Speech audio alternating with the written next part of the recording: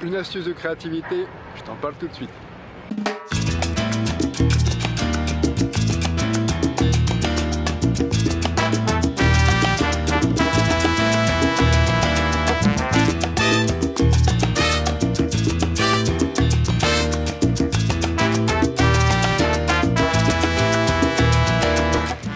Il fait chaud aujourd'hui.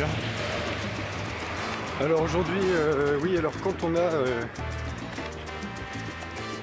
Quand on cherche à accroître sa créativité, la créativité, qu'est-ce que c'est? C'est le fait d'avoir des idées pour pouvoir imaginer des choses, créer des choses, mettre en place des choses et faire un peu ce qui nous plaît.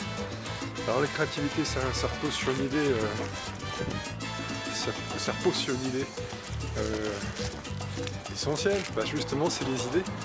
Le problème, c'est que quand on a des idées, en général, eh bien, les idées elles rentrent dans notre champ de conscience quelques secondes, quelques minutes, et si on n'y prend pas garde, et ces idées-là, les idées qui nous arrivent, eh bien, on a tendance à les oublier.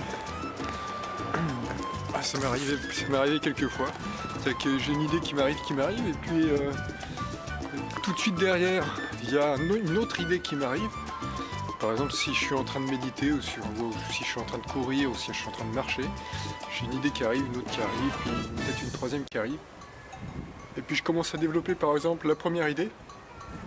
Je commence dans ma tête à me construire mon schéma pour voir comment je vais pouvoir mettre en place cette idée, ce que ça va pouvoir apporter, etc. Et puis à ce moment-là, comme on se concentre sur la première idée, la seconde idée s'en va, la troisième idée s'en va.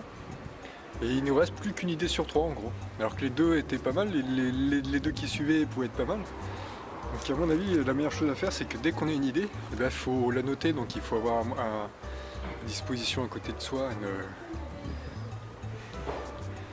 il faut avoir de quoi noter ses idées.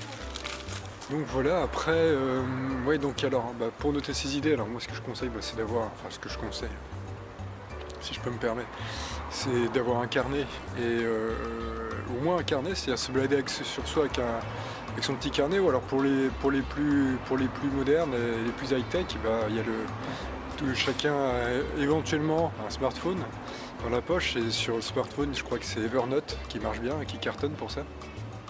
Donc ça peut être bien pour noter ses idées et pour être sûr de ne pas les oublier, parce que les idées restent dans la mémoire. Dans le champ de conscience, elle reste quelques secondes, voire quelques minutes. Et puis pour peu qu'on s'intéresse à une autre idée, c'est fini, la première s'en va en fait. Les idées s'en vont les unes après les autres, et puis après pour les récupérer c'est dur. Après on est obligé de se creuser la tête pour savoir ce dont on avait pensé. Et donc c'est dommage parce que les idées quand elles arrivent, c'est un peu un moment de grâce en fait. C'est un peu ça.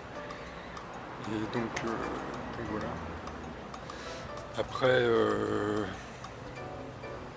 c'est ça, c'est que les idées, quand on a une idée qui arrive, en général il faut la saisir l'idée.